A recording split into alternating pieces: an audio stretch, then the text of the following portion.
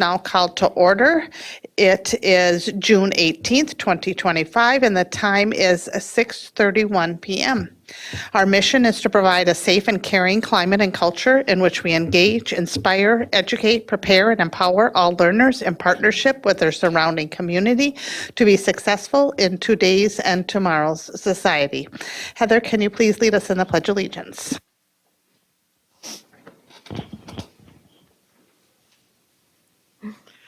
I pledge allegiance to the flag of the United States of America and to the republic for which it stands, one nation, under God, indivisible, with liberty and justice for all.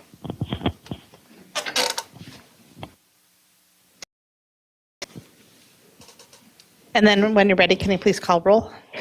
The following board members are present at the District Administration Office: Scott Andresen, Here. Natalie Copeland, Here. Al Dahlgren, Here. Zach Dorholt, Shannon Haas, Here. Heather Weems. The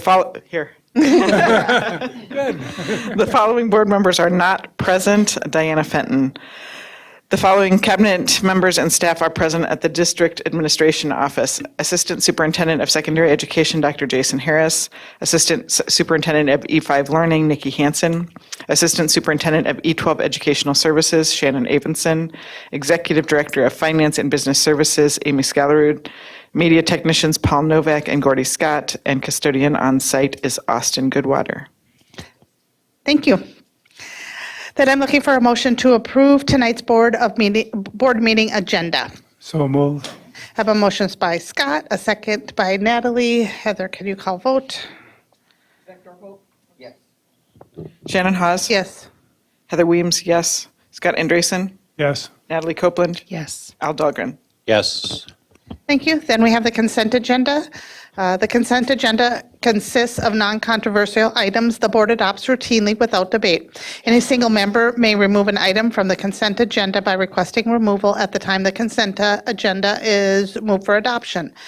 On tonight's consent agenda, item A, approval of minutes from May 7th, 2025 and May 21st, 2025. Item B, approval of bills and other financial transactions in the grand total amount of $4,090,952.42. Item C, approval of personnel staff changes. Item D, acceptance of grant awards and donations. Item E, approval of resolution to update the population base for community education funding. Item F, approval of proposed revised board policy 704, development and maintenance of inventory of fixed assets and fixed asset accounting system, third reading. Item G, approval of proposed revised board policy 721, uniform grant guidance policy regarding federal revenue sources, third reading. And lastly, but not least, here, item H, approval of resolution of the school board of Independent School District Number 742, St. Cloud Area Schools, Minnesota, approving the sale of the district's general obligation capital appreciations bond series 2025A to the purchaser thereof, determining the form and details of such bonds, authorizing the execution, delivery, and registration of such bonds, providing for the payment of and the security of such bonds, and authorizing and ratifying certain other documents and actions in connection therewith. At this time, does any board member wish to remove an item from the consent agenda? Aye. I apologize. A little space down there.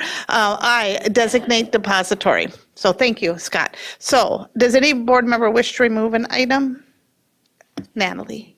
D. Okay, so looking for a motion to approve items A through I except for D. So, second.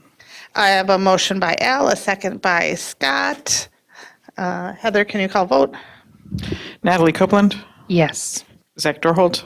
Yes. Heather Weems, yes. Scott Andresen? Yes. Al Dahlgren? Yes. Shannon Haas? Yes. Are you recusing yourself from? Okay, from item D. So then I'm looking for a motion to approve item D. So moved. Second. Again, a motion by Al, a second by Scott. Heather, can you call vote for item D? Shannon Haas? Yes. Zach Dorholt? Al Dahlgren? Yes. Scott Andresen, Yes. Heather Weems, yes. Thank you. Okay, we have one information item for tonight. We have our early childhood update. We have Nikki Hansen, Assistant Superintendent of E5 Learning, Kate Flynn, Director of Early Childhood, and Barika Davis, Early Childhood Administrative Dean. Welcome. Glad to have you guys joining us tonight.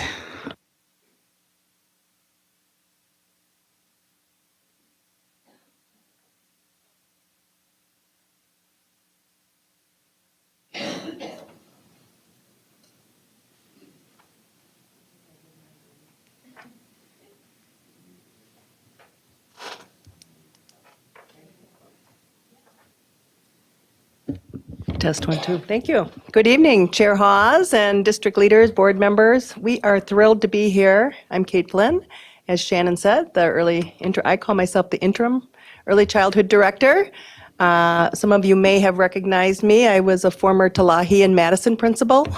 I was retired for just a short bit when I got a wonderful call from a very well-respected superintendent. You may know her. Said, can you come out and support the important work? And I feel honored to contribute once again. I hold 742 near and dear. We have a great highlights of what our journey has been for this year. We're excited to share it, but I'm going to let my colleague introduce herself before we begin. Hi, my name is Barika Davis, Early Childhood Administrative Dean. I'm so fortunate to be under Kate's leadership, and growing and learning this past year has been amazing. I have a deep passion for early childhood. It was 13 years ago when my now 16-year-old went through the early childhood screening, and your amazing early childhood staff at that time, who were still in our district, wrapped around our family and provided those early intervention and support that we really needed. And now I can say, as a mom of a 16-year-old, she is in advanced placement classes. She's excelling and thriving, and I think that was due to the great foundation that was laid with our amazing early educators. I thought I wanted to be a dentist, and that opportunity right there really shifted my path, and now I'm in early childhood and the biggest advocate for our young learners. So I just want to say thank you. So let's begin. I'm going to let you be our navigator. We'll go to the next one. As a newcomer to early childhood, I really want to emphasize tonight, if you hear nothing else from me, is the incredible work that's happening from birth to 5. I'm just going to quickly go through my programming up here, but really this is a unique place where you and I and our incredible staff are doing a holistic approach for families and children birth to 5. I've never been in that situation as an elementary principal, but to watch, if you hear nothing more from me tonight, it's this holistic, comprehensive approach that we are doing with birth to 5 children and families. So here's our programs. If you come over to Core View Education, you can do early childhood screening, which we do for our 3s and 4s. We have birth to 3 home visitors, teachers, and we'll talk a little bit about them because I feel they're unique. We have early childhood family education, ECFE classes. I think it's robust. I think it's a premier program. None like it in central Minnesota. We'll talk just a little bit about that. Certainly our preschool of 3s and 4s. We have a huge evaluation team at Core View Education that wraps around birth to 5. And then a unique group of early childhood special educators, again, offering services to birth to 5 children and families. Let's go to the next slide. So we have our birth to 3 team, our evaluation team, and our special education team. Right now, we currently staff 11 birth to 3 teachers, and those are teachers that go into the home of our young learners. So our families, we receive referrals from hospitals, childcare providers, neighbors, aunts, uncles, of any concerns that they may have for their young little learners. For Pertsy, I always call them our little crawlers. So if they see something, maybe a kid is 2 years old and they're not yet talking, right? And they are concerned. What they would do is they would put in what we call a Help Me Grow referral. And then that goes into our evaluation team.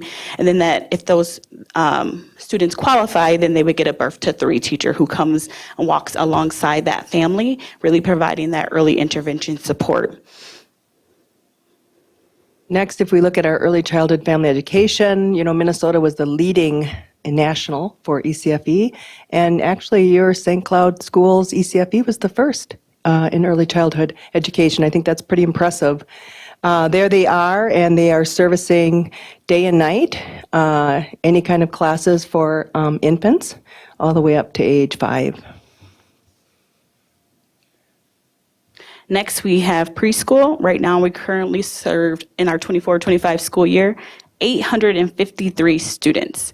338 of those students were 3-year-olds, and 520 were 4-year-old students. I will say we have Preschool for Success. We have voluntary pre-kindergarten, which is free for those families that attend those schools. And then we have our pay and sliding fee for those families. And it is one of the best programs I have ever seen. I'm not tooting our horn, but I have been privileged to be able to be in many different areas of early childhood, federally funded, private, sovereign nations, and I would say ours is one of the best. We use a play-based model that really help move students from that foundation of exploring and learning. As we know, our young learners are born with 200 million neurons, and it's through those kinesthetic opportunities, the singing, the talking, that they grow and develop those synapses. And so our program really does provide those students with an opportunity to walk hand in hand with our educators and learn from one another. Some of our year-end highlights, we'll go to the next slide, but all of our early childhood, our preschool teachers and our birth to 3 educators have all gone through the unique letters, science of reading training. Our focus this year, coming up in the 25-26 year, will be looking at integrating what we learn and implementation. So that was an exciting for all of us to have that learning as well as administration. And through that learning, we started just briefly dipping our feet in the water of how do we change some of our practices, right? So in the fall, we assess all of our students by October. And as you can see from the data, 66% of our students are below expectations, right? So that I'm thinking of our 4-year-old students. And some of that may be just not having that childcare experience, not having opportunities outside of the home, maybe not going to that public library, not engaging in some of the things that we know may be some foundational to their learning, talking, reading, writing, because we don't know what we don't know, because our little learners, when they're born, don't come with a manual, unfortunately. And then we had, of those students, 0.2% exceeding expectations, and then about 34% meeting that expectation of that benchmark that we would have in the fall. As we started to implement some of those science of reading practices, what we noticed is by the end in spring, when we reassess, and that would be in May, 74% of those young learners met expectation, with about 10% exceeding expectation. And 17% are below expectation, but I want to give the caveat that some of our students come in and we are co-taught classrooms, right? So if I have a 4-year-old who is chronologically 4 years old, but developmentally 2.5, right? There's a big gap.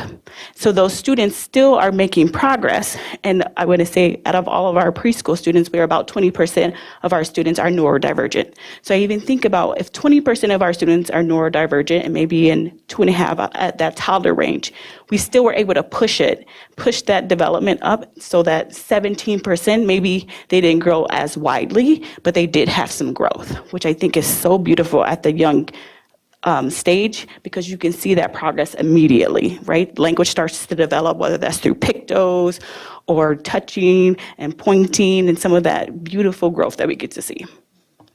I just think you know as well as I do, just think of those over 800 children that are getting those readiness skills to really be those scholars and college ready. We're super excited to pilot preschool families this year called Ready, Set, School. Have you heard of it? I assume you've heard of it. It's one of Dr. Putnam's vision to take the weight of school supplies off of parents and teachers. So all of our 742 preschoolers will have Ready Set School. What that may look like is each classroom will be provided with a teacher tote with those school supplies that parents, or even some of my teachers, would be providing their classes and have that for that classroom set for the year. So right now, that pilot is going to 23 classrooms this upcoming school year. So very excited for our school district. I'm proud of our school district. People in my community, our community, are talking about it. So thanks for all the work that this group and Dr. Putnam has done to put that. But it's been a big honor and people coming up and talking about. So thank you. Next, we have our Preschool for Success, and that is a collaboration with the Rotary. As I think about our young learners, we think about going into libraries or going to stores or even with parents, right? That language, talking, singing, writing, and play. And Rotary decided to collaborate with us, which is amazing and beautiful, to give our young learners that solid foundation, because we know it starts there. And so they currently pay 50% of 3 classrooms that are at Madison, Oak Hill, and Talahi / Lincoln, that boundary area. And through that, we pay the remaining 50% plus transportation. But that gives students who haven't yet had that opportunity, as you'll see, we have a large number of students who are on our wait list, an opportunity to get exposure and get that talking, reading, writing, playing, some of that intentional foundational work that we know is pivotal to our young learners. And then we won't spend long here because a lot of schools do family engagement. I know that, being a K-5, pre-K-5 principal. But what makes early childhood so unique is that our families are engaged also on weekends, also in home visiting. So not only are we doing the family nights, not only are we doing family event during the school day, but our family nights, I hope you'll come out to our fall festival or our spring flings, because you'll see over 500 to 600 people gathering and doing some amazing developmentally appropriate, from infants. We have an infant all the way up to age 5, that these crowds of families come out and support and build trust and learning and growing together. So it's pretty phenomenal to be part of that. And for the 25-26 school year, we're going to be doing something remarkable, which is the ECF 742 ECFE Expo, which will be happening September 6th. As Kate mentioned, we do have one of the first early childhood family education programs that was started in the state. And as a parent who has been in many different other ECFEs, I will say, not being biased, but we have the best. She's an ECFE parent. Like I said, those young learners do not come with the manual. And so the ECFE you have in your classrooms, you have a parent educator and then a youth educator. And what they do is they walk alongside those parents, learning and growing, because sometimes it's a struggle, right? When your kid is crying and they're not sleeping and you just want to talk to somebody who has that expertise, they really provide those practices and that guidance and support alongside you. Through that, they also have a triage person. So if families are really struggling, that really walks alongside them. And so what we would like to do at our ECFE Expo is highlight that power of early childhood family education, how early support really has an impact from that infancy to long life. As I said, like even with my 16-year-old, I think it was really that early childhood family education that really helped her on the trajectory of success. There'll be parenting panel talks in early childhood about some of those topics that I talked about: crying, eating. We know toddlers can be picky eaters. Sometimes they choose to eat whatever, like junk food, and then other times they pivot and say, all I want is broccoli. That's my toddler. I don't know how it happened, but that's all she wants. And so we'll have giveaways, live children's concert, ECFE classroom experiences, so people will be able to come in and see that wonderful work that we do. And then this doesn't happen in silo, because we know it's with that collaboration with community that this amazing work is able to take place. And so there'll be community resource booths as well. And something brand new that we're piloting at Westwood and at Quarry View Education Center is a partnership with, let me get this correct, Avon Hills Folk School. There was a grant that was written. My teachers, they're doing it in PK 3s all the way up to grade 5. And I have just some really resourceful teachers that I take no credit. They are the ones that reached out. Nature-based programming is becoming very important in preschool and early childhood. So we're part of that new kind of research in waves. I'm super excited. I'll show you a little clip. But they're innovative and they believe in building. So what we've done is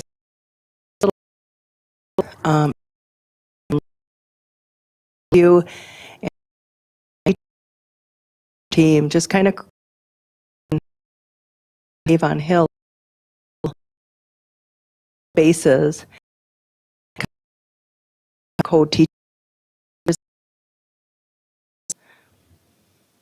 And there's another cute picture of everything they're learning and doing.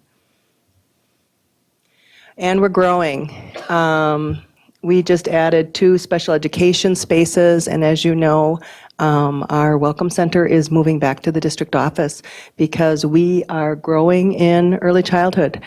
So thank you, Shannon Avenson, for helping with that decision, and we're excited to really grow in early childhood.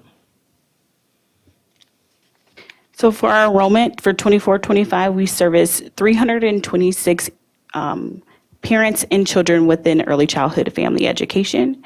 We received over 555 referrals for our Part C crawlers, which are our infants all the way up until 2 years, 11 months.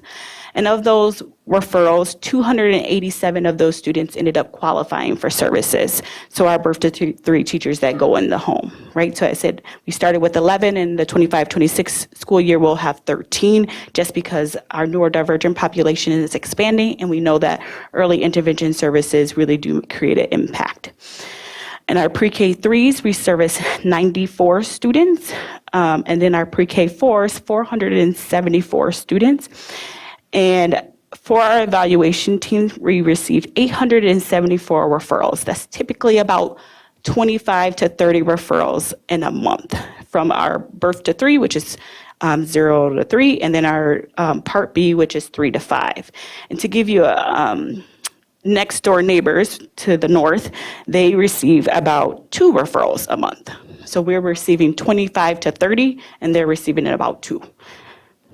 For the 25-26 school year, we just have started rolling through our new ECFE catalog, and we have an exciting nature-based program that we're launching based on Timbernook. And then of those birth to 3 students, so starting with July 1, 239 will be serviced. So that means some of those students have either graduated out, they no longer qualify for services, they've either moved districts, or parents have chosen at this point, because it is a choice, not to continue services. Or they've transitioned over to our 3s program, so they're not in that 2 years, 11 months. For our 3s preschool, as of right now, we have 142 students slated to join our great, amazing program. And then our pre-K 4s, we have 305 students. And then as of June 1, so from June 1 of 25-26, and then to the end of May, we have 418 evaluations. So again, that's from our Part C and our Part B evaluations. I thought this was interesting, and the wait list numbers and solutions. So if you look at our PK 3s and 4s, we have a wait list. If you look at the PK 3s in September, it stayed pretty consistent. We had 60 families who wanted a preschool experience and could not get one. If you see at the end of May, it was about 5 left, because we probably had an opportunity to put 5 more children off the wait list because somebody left or decided it wasn't the right fit. But if you take a look at our PK 4s, that grew. So in September, when, those buses start to roll out and parents go, oh, school started. So now they start signing up. But 116 of our children did not get a preschool experience. Working with Nikki Hansen and Barika this year, we're trying to get creative about that because it's complex. I mean, some of it is space issue. But one of the things we're going to do is we have 6 grandfathered in teachers, preschool, pre-K teachers, who work a Monday through Thursday schedule. And so over the years, their Friday has been going out to do different opportunities in that district. But this year, we're bringing those 6 people back to do a pre-K experience on Fridays. So every Friday, we will be doing a pre-K to try to get 60 more children off the wait list. But my goal, our goal, is to see these children and these families saying, we want to be in those schools, we want to have them in our schools. And so we're going to continue to look at that complexity of how do we close that gap of not allowing our parents to have a preschool experience who want it. And then I think, thank you, and we'll just end with this quote by, our great Maria Montessori, but I believe this, early childhood education is the key to the betterment of society. So thanks for listening. Thanks for having the privilege of being here and letting us share our journey. Thanks for inviting us, Nikki. Thank you. Anybody have any questions or comments, Heather? Thank you. This was really, really good and insightful. I do have a couple of different questions. The school readiness and letters training and the significant improvement that you saw from fall to spring, do you have comparison information from previous years? I know letters wasn't necessarily around, but in terms of meeting the expectations for school readiness, do you have any comparators to how it previously worked? We do TS Gold, Heather, every year. I can certainly look at the data from when I was here last year and this year. It looks similar because you have very veteran, incredible teachers. This year, I probably can count that we have one new teacher. One new teacher. When I started my career in Talahi, I probably had 25 new teachers. That makes a difference. So these are highly skilled, talented, passionate people.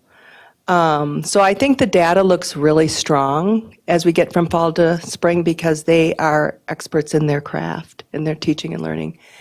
The difference will be is that our ahas in letters training is that it opened up some eyes of the science of reading that we have missed or didn't even know we didn't know. And now that we know that richness, I'm super excited to, right now, we're working on some of that curriculum and how do we embed some of that science of reading. We have a great consultant, I'll do a shout out, she's probably not watching, her name is Jennifer Johnson from Resource and Solution, who is my letter coach, and we'll be doing some work hands-on with the teachers. So I'm super excited to take that science of reading and actually do some implementation with it. So I think you're going to see those scores even be better. And then we have maybe heard this before, but you would have to remind me, do we follow our students, so those who have gone through our preschool programs, do we follow them? And what does that tell us about their performance as they age into elementary and middle school and so on and so forth? I hope someday the Rotary for our PK for Success wanted that data because we're working at that legislation. They're working really closely with legislation for that preschool act. So they put together, I don't know if you've seen it. Did you see it? But we started, Heather, following those children. But I'm going to let Nikki talk a little bit about that work that we want to also follow those children for throughout our whole system. Yeah, and we do look at some of those cohorts. I believe the number was 586 potentially of 4-year-olds. Just to give you a little bit of context, this year we ended up with 706 kindergartners. So that kind of gives you a who missed an experience.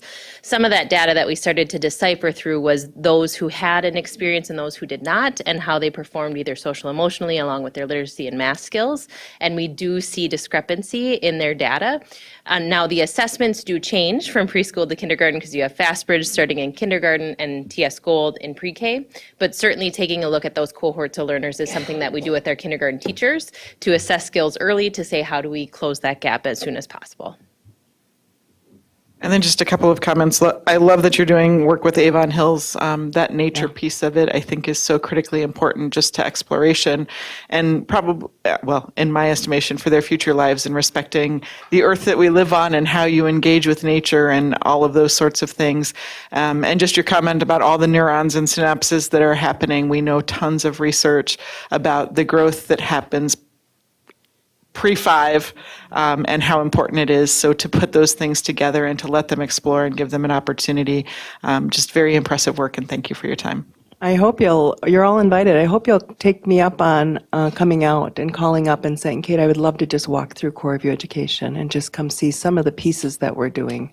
So please, you're invited. You're all welcome to the party. Anybody else? Natalie? And then Scott? Yes, thank you both. Both giants in this district, both of you. I really appreciate you. Affording preschool, like I just can remember like yesterday, the fact that I took a job at a church in order to afford preschool for my kids, and that was a privilege that I had. And not everybody has that sort of privilege or that kind of workaround. And so hearing about Ready Set School is really exciting because there's already the barrier of cost, but then also the barrier of what mom and dad's pocketbook looks like in August and September, which I know very well. But yeah, that 116 keeps me up at night because I know what you're talking about, Barika, as well. My child who's 19 couldn't hear. We didn't know that because he would pass all the hearing tests. And then the doctor made a referral, and we ended up getting some deeper screening, and he couldn't hear anything since he was born, which is why he didn't sleep, which is why I am who I am today. But, because we had that wraparound services, then they came out to the house and they did, I think, 3 or 4 sessions after he could actually hear, of speech therapy.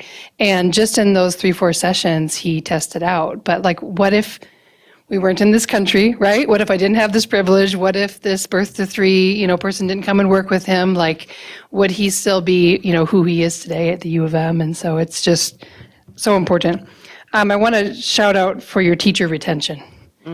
And I know that that's, similar actually across our community, but like 1 new teacher? Yeah. Wow. And for families to have that, I know that some of my kids had the same preschool teachers, and then you get comfortable and you get, you have a better rapport and stuff like that. So that's wonderful.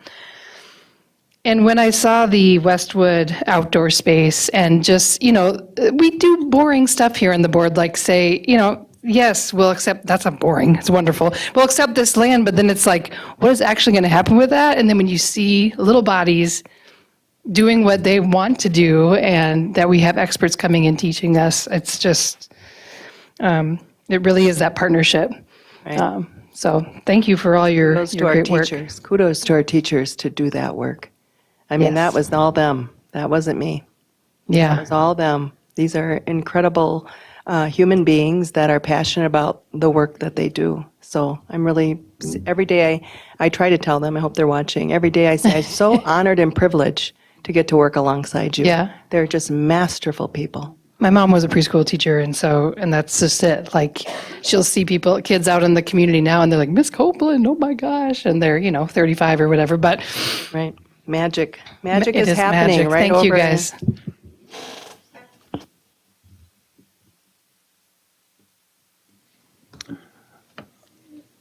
It sounds like things start with a referral. What about the referral process? Can you tell me a little more about that? So the referral process can start from anywhere. So the Minnesota Department of Education has a Help Me Grow website. So on that website, that can be, again, like I said, a neighbor, a parent, a doctor. Typically, what we see is a large percentage of our referrals come from healthcare providers, right, or other families who may be in childcare systems, where that childcare provider then knows what that development trend should look like, or a concerned friend or neighbor, right? And so we get those referrals in through Help Me Grow, and then immediately, once they put that in, immediately goes to that home school district. And then that home school district, we have 3 birth to 3 evaluators, and then in our second cohort, 3 birth 3 to 5 evaluators. Okay, so then once they get in those referrals, the team looks at it, then it reaches out to parents, and then they go through and say, we received a referral. Typically, it has some information about an area of developmental delay or concern that the healthcare provider or person filling out the referral will highlight that maybe in social emotional, gross motor, fine motor. And then that referral, then once the evaluator goes through it, they complete what we call an intake, and that's about 45 minutes to an hour of really having that conversation with that parent, right? Understanding the background, giving it a little bit more birth history, what was birth like, what have you noticed in development, and then if there's concerns, that comes back to our evaluation team, which are amazing individuals. Jill Murphy is the special education supervisor. She sits on that team along with her evaluators. There is an occupational therapist, a speech therapist, again, licensed early childhood special educators. And then they talk about that information that was shared during that 45 minutes to an hour visit.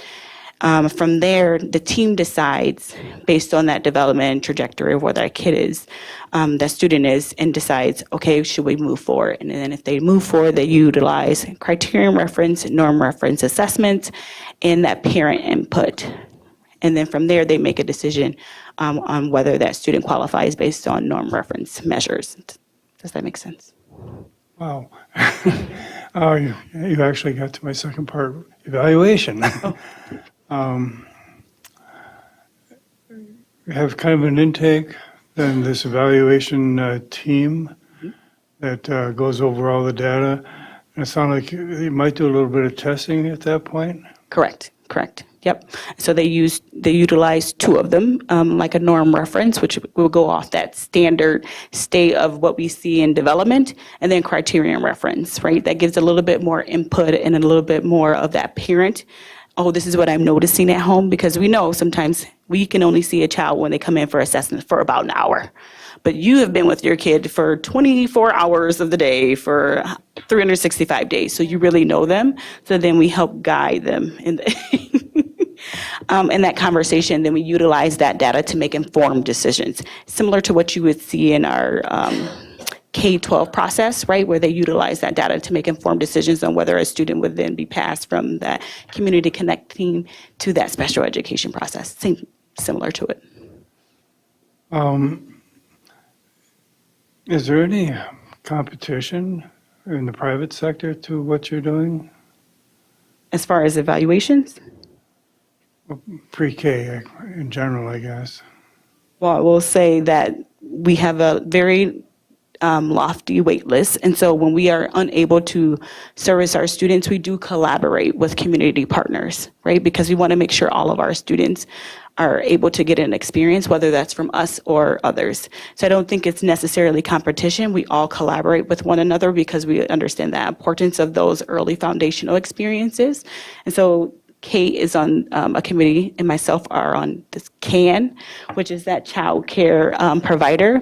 It's an action network through the United Way, and we all sit with those home-based child care providers, those center-based child care providers, and other agencies to really work together, because we're seeing a shortage of child care providers in that 0 to 5 range. Okay, that was my concern with competition 0 to 5. Collaboration. Providers. Yeah. Okay.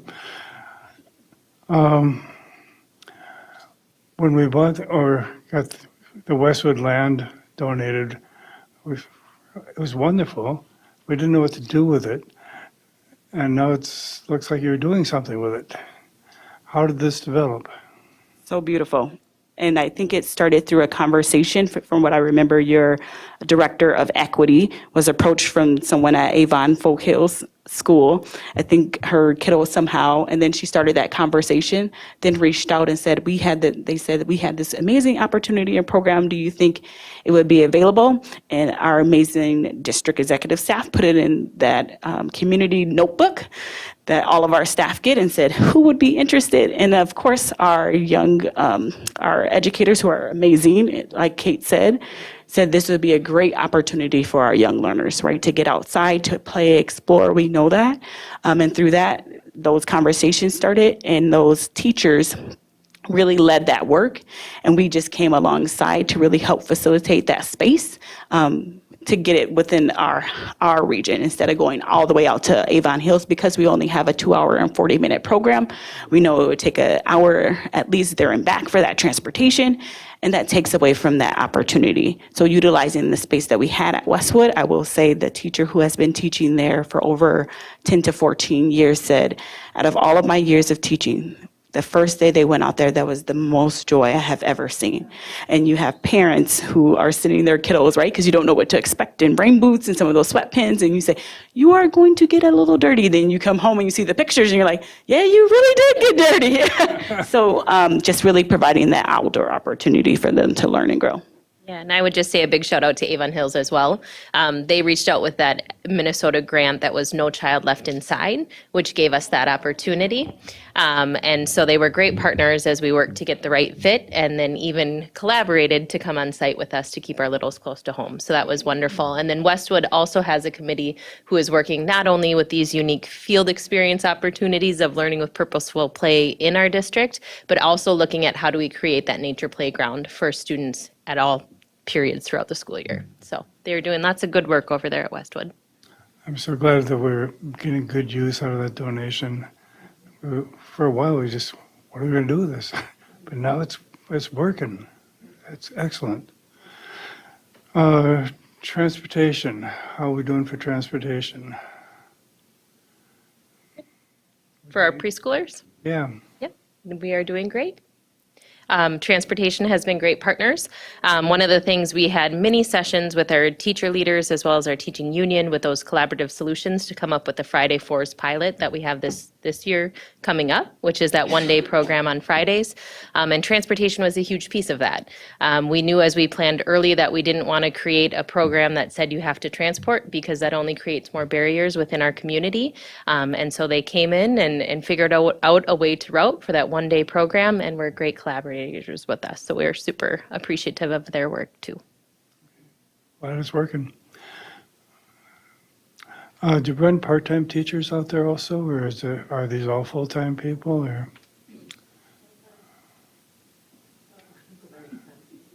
All our teachers are full-time. They typically work Monday through Thursday. That's when our preschoolers go. And then they do not work Fridays, most of them, except for the 6 teachers that were grandfathered in as a 1.0. So that's why we're utilizing them in this new pilot that's coming up this school year. Okay, because I'd heard that there was some that were doing 10 hours a week or something like that, or 10 hours a month. Maybe I'm wrong. Probably more of our support staff could be doing that. Okay, Yeah. that's it. Thank you. Thank you so much. Good job. Natalie? I think this is the first time hearing about the Friday Fours thing. So that's so great. Is that part of Preschool for Success? How much is it? What are the barriers there? I'm going to have you take it. For sure. It is not part of Preschool for Success. Strategically, during staffing, and we actually started this conversation in October with teachers and with the union executive to just talk through what are some collaborative solutions that we can do to support that wait list, and being fiscally responsible, utilize the resources that we have in-house. So we knew we had these 6 teachers on that 1.0 contract, and so we really tried to listen deeply to what some of their needs and creative solutions were, and then together came up with this opportunity to refine a pilot. Since it's went through multiple versions, because we need our teachers at the table. They are the experts, and so really trying to use their voice and expertise to make it the best it can possibly be. Like any pilot, we don't know exactly what it's going to look like when you put tiny humans in the schedule we built. So we will be refining it as the year goes on to make it the best it can be, but are excited to have the opportunity to have 60 students at least get an access and opportunity to be within our schools. Okay, thank you guys very much. Okay, then moving on to discussion and action items. It's going to be the Amy Scalarud show for a while here. First up, she has the approval of the 2024-2025 revised budget. Again, this is Amy Scalarud, Executive Director of Finance and Business Services.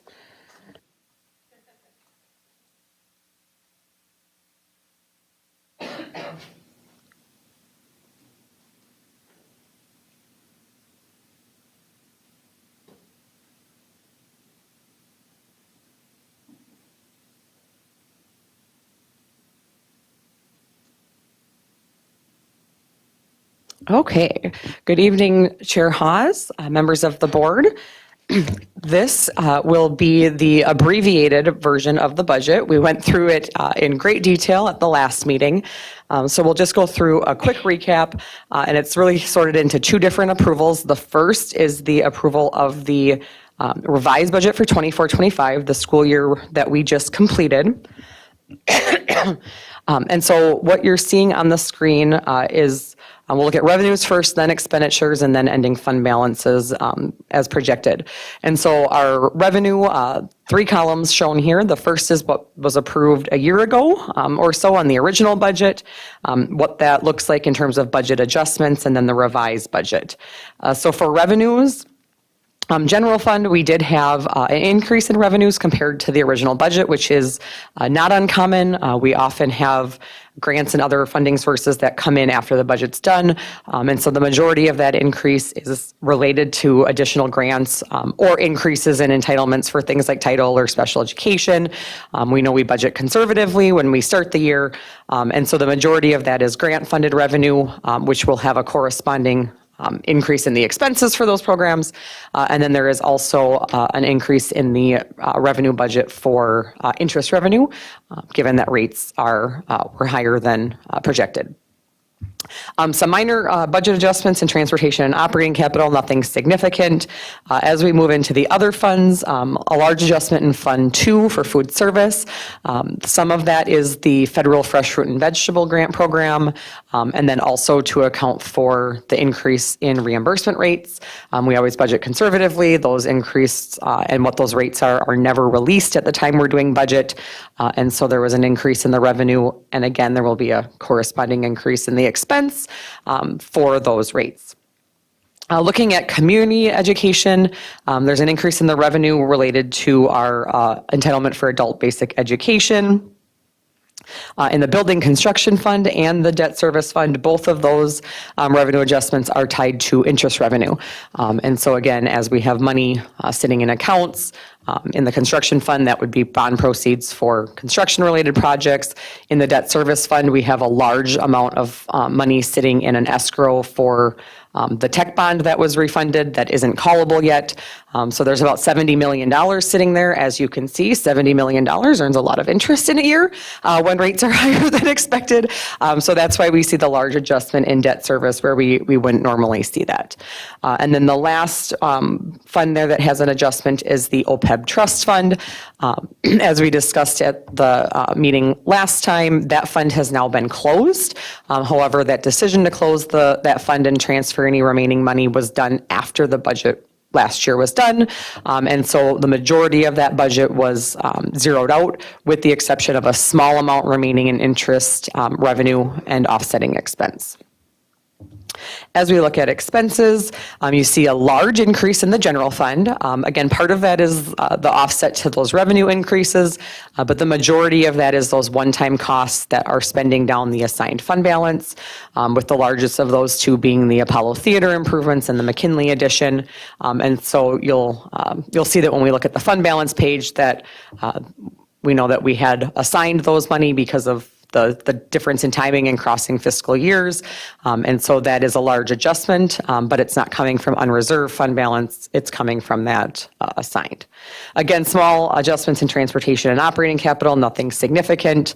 Our adjustment in food service is the exact same dollar amount as we saw on the revenue side to account for that fresh fruit and veggie grant, and then some one-time equipment costs to offset those increased rates. Community education, there's a couple things offsetting each other here, and I do want to point this one out because it actually ties in nicely to the presentation that we just heard. There is an increase in expenditures in community education for adult basic education because our entitlement came in higher than expected, but then there's actually a decrease in our school readiness expenditures offsetting that. We were fortunate, the original budget that had been approved had a fairly large deficit in community education to cover our half of the Rotary Pre-K for Pre-K for Success program. We were fortunate that we were awarded additional VPK seats. And so you see that reflected in this budget adjustment to move those expenditures over to Fund 1 with that new revenue, and then not have to spend down that fund balance. And so that's why it's a little misleading, because it looks like we are spending just a little bit less, but we're actually spending more in ABE and a fair amount less in school readiness, which is great because now we have a more sustainable plan to continue those sections that we had added.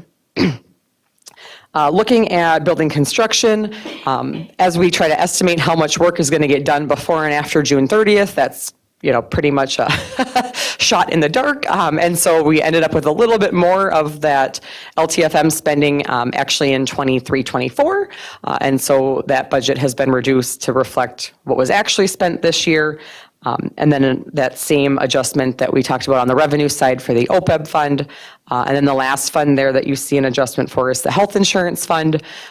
We have seen, and the board will get more information on this in August as we talk about insurance rates and plans and renewal. But we have seen significant increase in insurance costs for the district, both just because of the healthcare trend, but also because of our individual claim activity. And so this budget was revised to reflect that.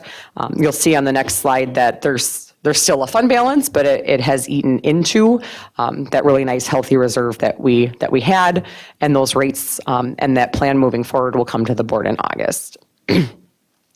So then this last slide on 24-25 just shows where everything will be ending. Again, you can see that third line down is where we had that assigned for future projects last year at about 4.5 million. And so the majority of that budget expenditure revision is coming off of spending those funds. There is about $500,000 left in there. The majority of that is money assigned for playgrounds and a few other things that just haven't been completed yet or won't be completed yet as of June 30th. But really the board's intention, is not to sit that money to sit there for a long time. It's all been allocated, and we should see the rest of that get spent here hopefully in 25, 26. But really all of our funds sitting with healthy fund balances. So that is what I have for the revision for 24, 25. Are there any questions?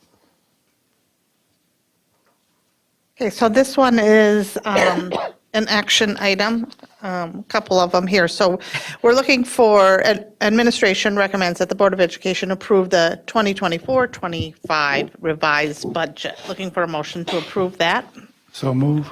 Second. I have a motion by Scott and a second by Al. Heather, can you call vote on that one? Al Dahlgren, Yes. Zach Dorholt. Yes. Shannon Hawes. Yes. Heather Weems, yes. Scott Andreessen. Yes. Natalie Copeland. Yes. Okay, and then we have, we need to approve the 2025-2026 budget. Yes. So again, I will recap that quickly. The first, we'll look at the general fund. And so this is looking at all three of those components of the general fund together. In total, about $180 million in revenue. Just over that in expenditures. And we do have about a $311,000 deficit budgeted for next year when you combine those three funds. Just a reminder, that is coming from two one-time costs. There are city special assessments for water, sewer, street improvements, as well as the costs for the special election for the vacant board seat. So that is the general fund. Looking at special revenue funds, food service fund continues to be be able to operate well within their allocated revenue. As with most years or with all years, this assumes no increase in reimbursement rates. And so this is conservative since those rates haven't been released yet. But even if there aren't increases, we still have a balanced budget in food service. And then community education does have a deficit, and that's for a school age care levy adjustment coming through from the 22-23 school year because the way the levy system works, some of those where we levy estimated costs and we don't have actuals for a few years, and then it takes a 2-year delay on the levy, but those funds are sitting in fund balance. That's part of that large fund balance that we have at the start of the year. And so that's really just recovering those funds that were essentially over levied. Capital projects funds for next year, we don't have in the original budget any of the revenue or the spending for the new issuance. That will close on July 1st for the recently approved referendum projects, and that will be a budget adjustment for next year. What you see here is some remaining spending from the Apollo LTFM bond, as well as some debt service spending related to the Corey View excess proceeds that have been hanging out there for a few years. And then the debt service fund is pretty straightforward. That fund is just set at what is needed to cover the principal and interest payments on our debt. And there's a little bit of a deficit there just because of the overlap with the refunding issuance. But that's, again, you can see a over $74 million fund balance. That issuance will be callable here, I believe, in the next year, in fiscal year 27, and then that large balance will finally go away. And then lastly, we have those 2 internal service funds for dental and health. The dental fund continues to operate. We haven't had to do a premium increase in over 10 years for there. And unlike health, the dental cost in the marketplace has not seen significant increases in provider costs like we've seen on the healthcare side. We are showing a balanced budget here for next year, just knowing that the amount in terms of dollars that projected fund balance is landing at is starting to get to kind of that bottom range of what we would want in the minimum balance. And so we're not anticipating that we would be bringing forward a recommendation that would continue to spend down reserves. And so we're showing that balanced budget here. And that is the very brief recap of the 25-26 budget. And again, this is another action item. Administration recommends that the Board of Education approve the 2025-2026 budget. So moved. I have a motion by Scott. Do I have a second? And a second by Zach. Any discussion? Okay, Heather, can you call vote? Zach Dorholt? Yes. Al Dahlgren? Yes. Natalie Copeland? Yes. Scott Andreessen? Yes. Heather Weems? Yes. Shannon Haas? Yes. Okay, another action item presented by Amy is the resolution calling for special election to fill school board vacancy. Yes, and so there isn't anything to project here. I'll just get disconnected quick. So there is a lengthy resolution included in the board packet, which really is just outlining all of our legal obligations when you hold a special election. It's acknowledging that the district will appoint an absentee ballot board and approve election judges and all the things that we just got done doing for the referendum. We're starting round 2 with our next special election, so we're experts now. So we've got everything ready to go, but the first step in the process is to actually call for the special election, which is what the resolution that we have tonight is doing. So the election date will be November 5th, 2025, oh, where did it go? I don't have it. November 4th, 2025. Yes, thank you. I was looking at the background sheet, which was the date of the last election. So yes, it'll be November 4th, 2025. The filing period will begin on July 29th. And so filing does take place here at the district office. The filing period runs from July 29th through August 12th. So anyone who's interested in filing would complete that. We are not doing a primary related to this. The board had made that decision and approved that resolution previously. Clearly, when we're running an election on our own and we're bearing the cost, to hold a primary and double up on that expense would not have been the most fiscally sound decision. So it won't matter how many people file, all the names will be on the ballot and it'll just be the one election. So again, first step in the process is to approve the resolution calling for the election. Beth?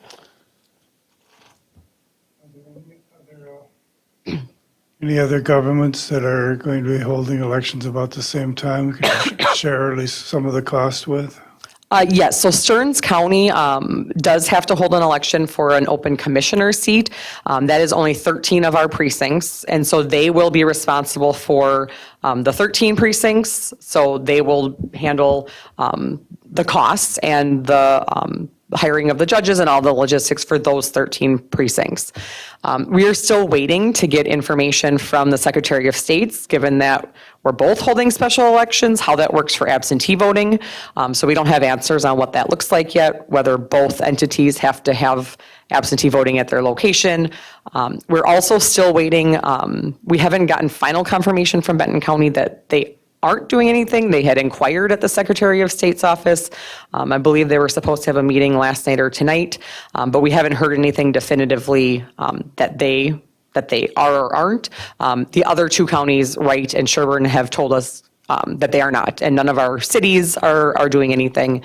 So as of right now, it is us as a school district, and then the 13 precincts for Stearns County Commissioner. How many district or precincts do we have? 59. So, yes. Al? I would move that we approve the resolution calling special election to fill school board vacancy. Okay, do I have a second? I have a motion by Al, a second by Zach. Any discussion? Heather, can you call vote? Heather Weems, yes. Shannon Haas. Yes. Zach Dorholt. Al Dahlgren. Yes. Natalie Copeland. Yes. Scott Andreessen. Yes. I know you're not going too far here, but we're going to bounce over a little bit here.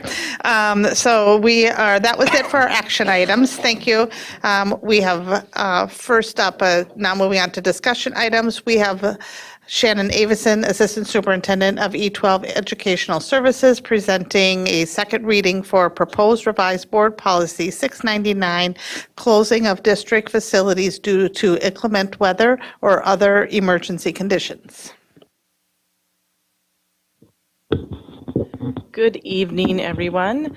As a reminder, this was presented by Joel Heitkamp last time we met, and there were just very few changes to the policy that was recommended, and you'll see. I'll make this a little bit bigger. That's kind of small. Sorry.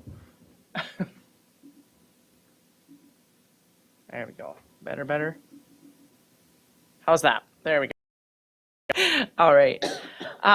You'll see that the recommendations are to include some language around the opinion of the bus contractor concerning driving conditions, number of drivers, and driver safety, in addition to those other conditions. And those were a recommendation from Joel due to the conversations he was having with transportation on those mornings. And then the only other recommended language change was that when we have an emergency closing occur, staff and faculty members will observe the terms of their respective contracts. We removed that language and said we'll have the work requirements detailed in their specific contracts or follow the direction of the superintendent or designee, because that has also occurred. And just a reminder, this is not an MSBA model policy. It is a policy that many districts have, but it is those are just a few changes that are being recommended. Thank you. Any questions at all? Okay. Thanks, Shannon. Bouncing back to Amy again, we have another second reading, proposed revised board policy 802, which is disposition of obsolete equipment and material.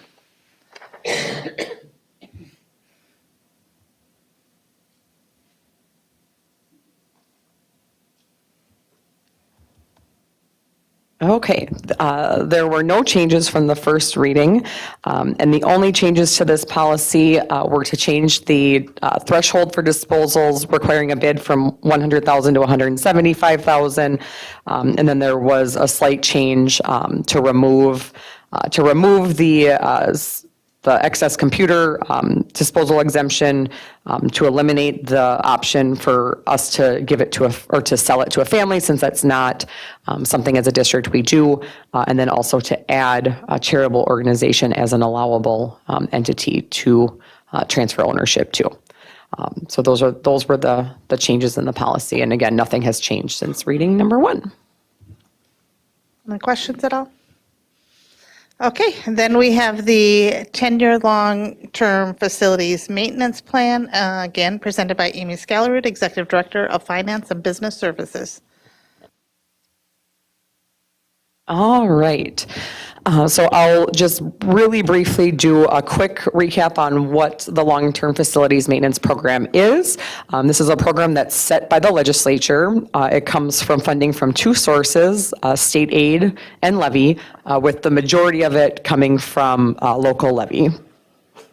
This program did replace two different programs a number of years ago. There used to be separate statutes for health and safety and alternative facilities, and then they were combined into this one LTFM program. It is very prescribed in statute what the allowable uses are. It can be used for ADA-related improvements, approved health and safety expenditures that align with kind of that original health and safety statute, which are very specific to a number of categories, including asbestos removal, indoor air quality, hazardous materials. So very prescribed, specific list of allowable uses under the health and safety statute. And then kind of the catch-all, which is where the majority of the money gets used for our district, is in this next category, which is eligible projects necessary to prevent further erosion of facilities, which is very vague and open to interpretation. But MDE has a lot of guidance about what's allowable and what's not. And there are certain things that are explicitly not allowed, including remodeling, adding square footage, spending money on facilities that aren't district owned. So if you rent a facility, you cannot use LTFM money to make improvements if it's not district owned property. And again, no new construction or using it to increase square footage. The only exception that is relatively new is an exception to the remodeling prohibition, which is specific to remodeling or construction to create the single-user restrooms, which we know we've had at a number of our sites as part of this funding in recent years. So this approval is actually, it seems early, right? We just talked about the 25-26 budget. Now here we are talking about 26-27. The reason for that is because this dollar amount needs to be set and determined to get put into the levy, which the board will approve in September. And so this plan has to be submitted to MDE by the end of July so that they have time to get everything into the levy system in time. So that's why it feels like we're really, really far out ahead of this, and that's how we are every year because of the levy dates and deadlines. As we look for 26-27, there are two components of our LTFM budget. There's the annual project expenditures for that year, which is proposed to be set at $7,750,000. And then there is additional amount that is levied and part of the program to cover the debt service payments on any long-term facilities bonds that have been issued. And so our district has issued 3 bonds, one in 2015 that did HVAC projects at a number of buildings, one in 2022, which finished all of the HVAC projects at the buildings that hadn't been done, and then the most recent one in 2023, which were the LTFM bonds for the improvements at Apollo. So in total, the total LTFM revenue for 26-27 is proposed to be set at $12,869,401. And then when we look at the annual projects, and again, this is preliminary because we're still over a year out from when these projects will take place. Generally, most of this work will occur summer of 27, summer of 26. So at the beginning of fiscal year 27, we always have a set aside for health and safety, and then kind of our salaries, professional services, overhead, and then we have identified some large projects, and you'll see Talahi is on here a lot for next year. And really, that's being driven by the fact that the roof, there's a small portion of the roof, but then the largest need is the parking lot. So the Talahi parking lot is in need of an overhaul or reconfiguration. And so just like we've done with North and South this year, if we know that we have to shut a building down and not be able to do summer programming because we have a parking lot and we have a roof project and all of the things. Then we go through that 10-year plan and identify what all can we do. If we're going to take the building offline, let's get as much done as possible. And so that's where you see we have identified window and skylight replacements, the electrical panel board, an air handling unit, and then also the cafeteria partition. On the next slide, there's a set aside for district-wide flooring. A lot of that will end up being at Talahi as well, so that we can kind of get in while that building is closed for the summer. We also have the Clearview roof project identified. That is a much larger portion. That's the majority of the roof on that building. And there again, there weren't a lot of big, large ticket items in the 10-year plan for Clearview that were in the immediate needs. But certainly that flooring painting, we'll be looking at going having, when Matthew starts, having him go through with the engineers and identify what else we can do in that building, but there weren't any other large-scale items. The last one on this list is, which is the same thing as at Talahi, is the cafeteria partition at Discovery. The south track is also scheduled to be replaced. That hasn't, you have a question? Do you want me to go back? Oh, okay. The south track is scheduled to be replaced. The next one is on here as a holding place. Superintendent Putnam has identified a desire to look at adding some single-user restrooms at Tech for the safety and security. We've been getting feedback from Apollo and McKinley at how well that's working in terms of the students feeling like that's a much more safe and controlled environment. We haven't had the time to have an architect come out and look at, is that even feasible at this point for summer of '26? But we've put it on here and set aside the money as a holding place. And they'll be starting to go out and do some of that initial inquiry here in the next month or so that we can identify, is there a layout that works? Is that in the learning communities? Is that in the common areas? What does that look like? So that's been added to the list here. That changed since the finance meeting, but am I correct on that? That wasn't, No, that was on there. We talked about that. was on there then? Yeah. Okay. Yeah, it was on there. Okay. Was I there? Yeah. And I think we said we haven't had them come out and look at where that would be. We don't know how firm of a cost number this is, right? Like we're very preliminary in the, what does that look like? What does that cost? But we didn't have a lot of other large projects in this 10-year plan that when we looked at the 10-year plan, so there was available money to just kind of do a holding place for it, but it definitely needs further investigation, and we would likely bring that back to Finance Committee before we would move forward with it. I remember discussing it. I don't remember there being a dollar amount in there holding place, but. I promise it was.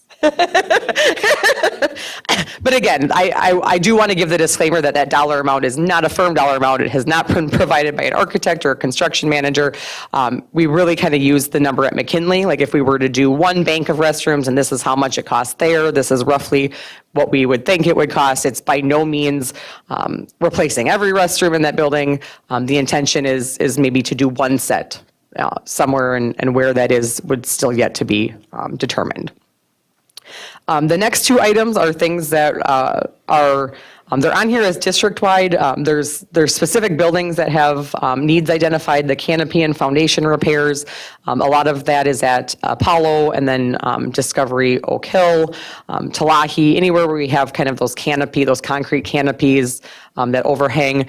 A lot of those have been in need of repair. We've tried to do some of the smaller ones this summer, and there just isn't contractors available. There's just a shortage of both for tuck pointing, which is the next one on the list, and the canopy and concrete work. And so what we're planning to do then for next year is to put all of that work district-wide into an actual bid where we can get a better draw. A company, we don't have a lot of local contractors for those, and when we do, they're few and far between. And so having a bigger scale of work across multiple buildings would hopefully get us to get somebody who's willing to come to town to do that larger scale of work. So that's why we see those as district-wide, and those will be formal sealed bids that will come to the board.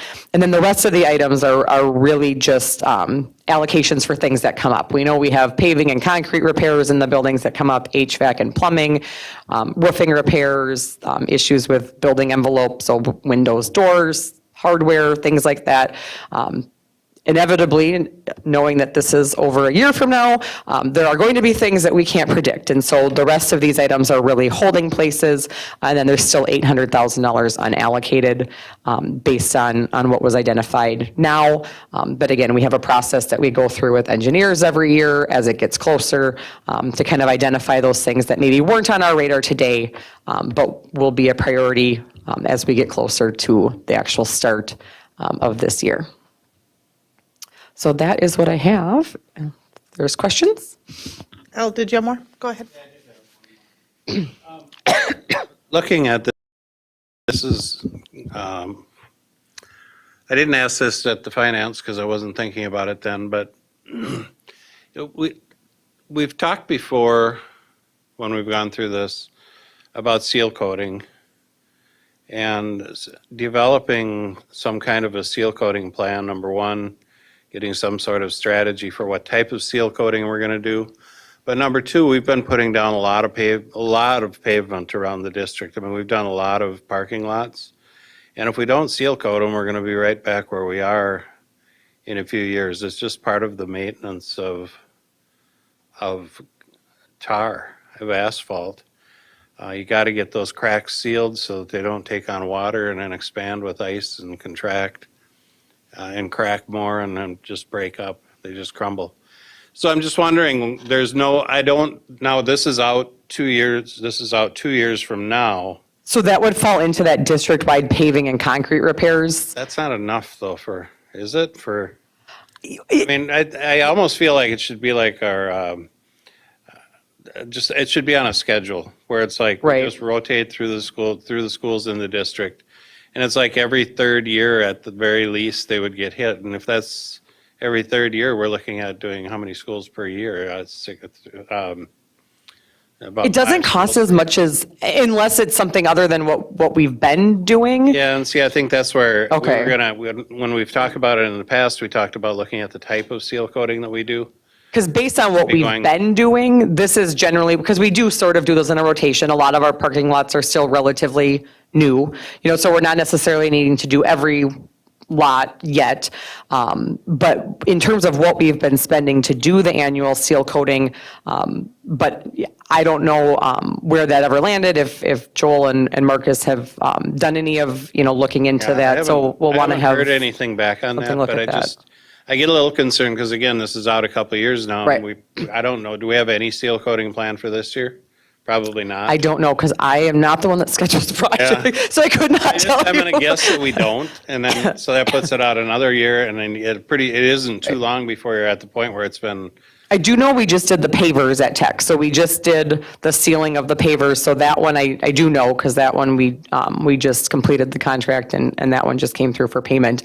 But certainly there is $800,000 unallocated in this budget that, so if we look into what does that look like, right? Is there a more expensive option for sealing that gives us better long-term maintenance and durability?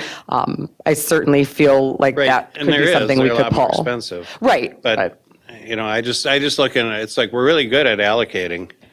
So I want to make sure that there's enough there to allocate so that we don't just allow that to go by the wayside and our lots start falling apart that we just put down new asphalt in. Yeah, well, I'll make a note for, And Tech would be one it's been, how old is Tech now?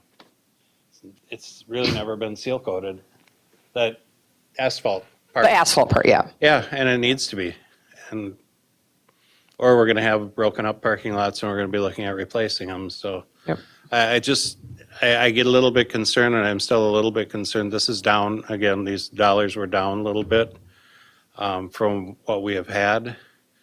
And I'm just a little concerned that we're not going to be allocating enough to really maintain our buildings the way that we should. So.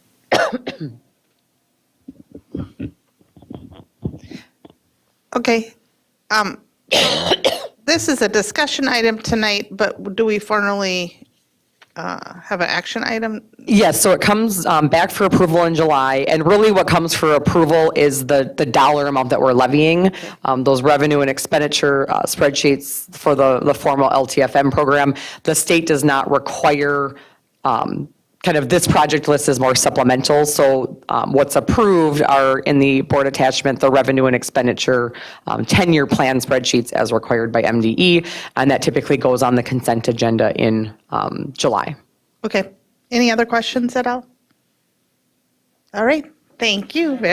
Oh, Natalie, sorry. I'm interested in what Al is talking about. I'm wondering if it makes sense when you come back in July, if you can share with us what you learned about that or about the seal coating. Anybody around? I don't know if Matthew will have I an would answer say, by I don't, then. Matthew is, I think, not starting until the mid-July, so I'm not sure that we will be able to have an answer for that before this needs to be approved by the board. Yeah. But again, what's being approved by the board isn't this list of projects, it's the dollar amount.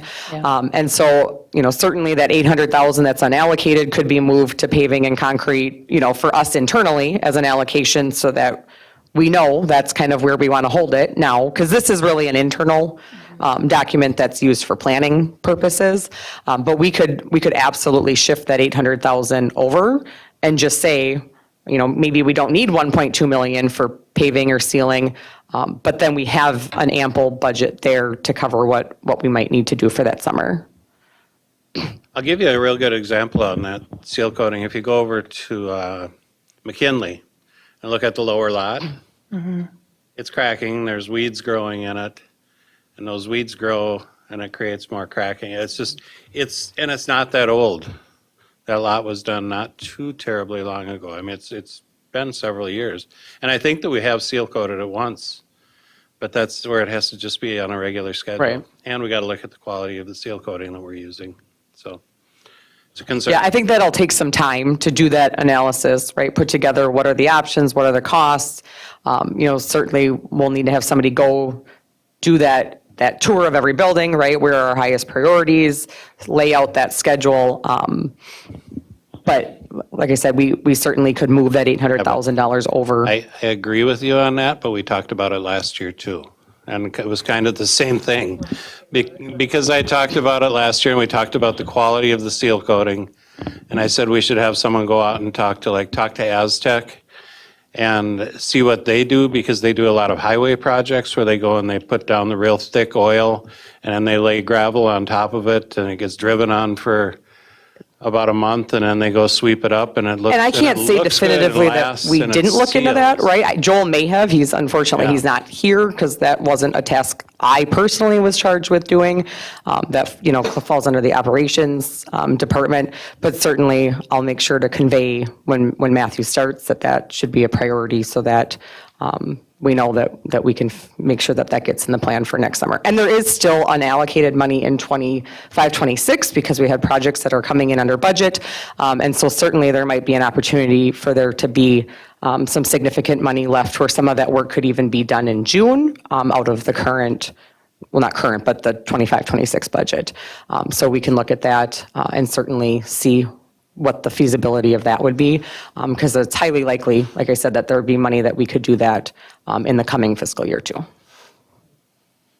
Could we possibly have that discussion happen at the finance committee and then you guys bring back what happens? I know it's not like tomorrow or even July, but just like, because we've had this conversation before, just so we can get caught up on what's. Yeah, I'll make a note to put that on a future finance committee agenda with- after the new year. Thank you. Okay. Thank you very much. Yes, so the new fiscal year after July. Yeah. Not the calendar year in January. Sorry, my brain, we're coming off a budget time. I don't think of anything other than a fiscal year. So I'm always in fiscal year mode. All right, thank you. Then we have the Board of Education Standing Committee reports. I believe we have two.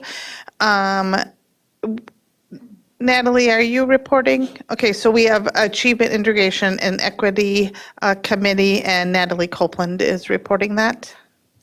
Yes, we met on the 11th, and Kate Bukowski shared discipline data for 24-25 school year.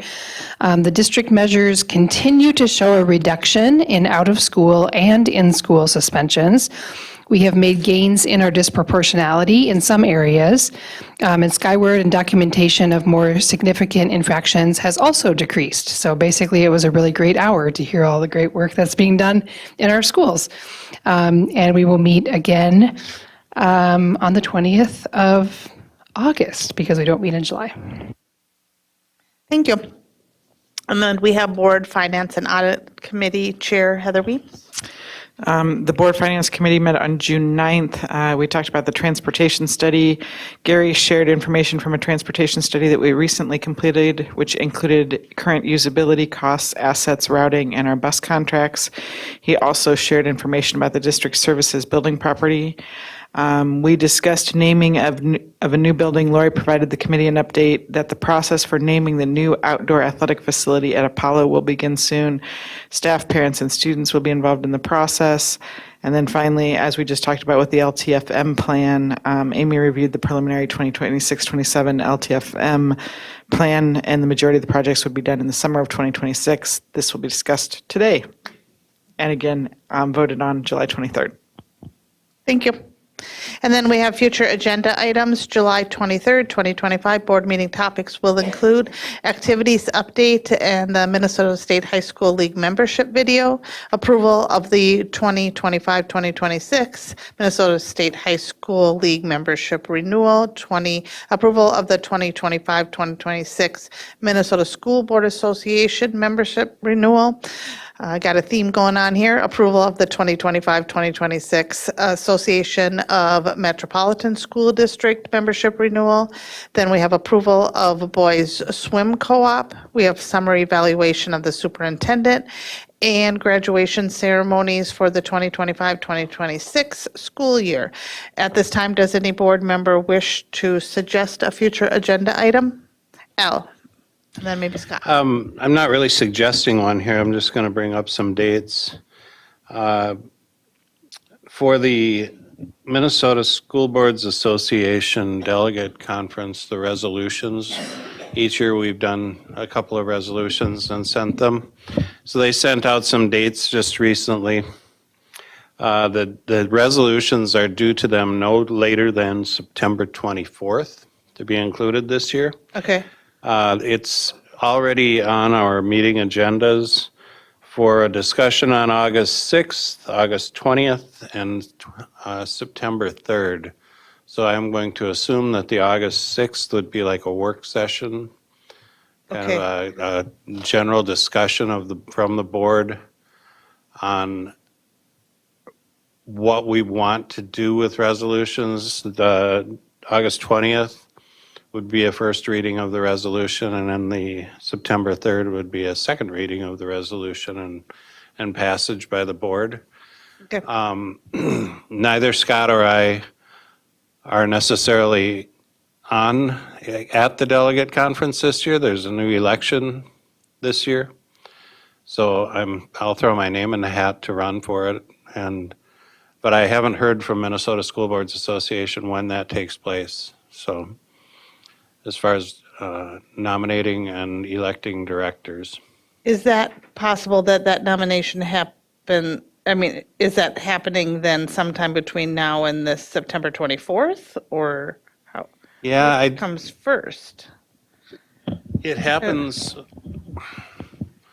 I can't tell you when it happens. It's sometime over the summer here. Okay, okay. There will be, I mean, it's a real complicated process. You pretty much nominate yourself, and then your name goes on the ballot.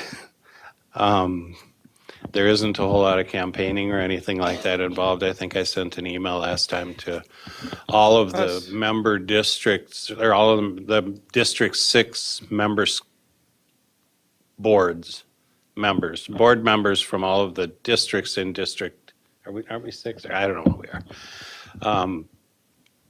Asking them to vote, so I was able to win with that one, but like I said, nobody can guarantee. Okay. So it was me and Scott, and it was Emily and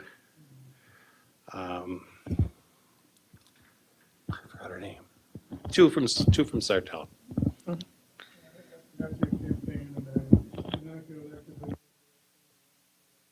There you go. No, another person They did stepped run down. and was elected, but then he dropped out, so Scott got appointed. Okay, He was the first alternate. because it's strictly board members in that district or whatever that are voting for you. That's who Yes. votes. And that's how you are elected, is from highest vote. Okay. Okay, sounds good. I wrote those dates down too to follow that. Okay. Okay. And did, nope, not tonight. Must be on the other, it's every other week. Okay. Any other agenda items suggesting? Sure. We did sponsor a gathering over the past 2 days where we were talking about what? AI? AI, yes, AI. And there's artificial intelligence. And it was quite good. We had the author of the book from last year showed up, and Donna Roper did a wonderful job of running the thing. And it was good. Yes, I saw some media coverage on it too. Okay. All right, thank you very much. I'm looking for a motion to adjourn tonight's board meeting. I have a motion by Zach and a second by Heather. All in favor, say aye. Opposed? Meeting is adjourned, 8:01 PM. Have a good night. Thanks for watching. We'll be back July 23rd.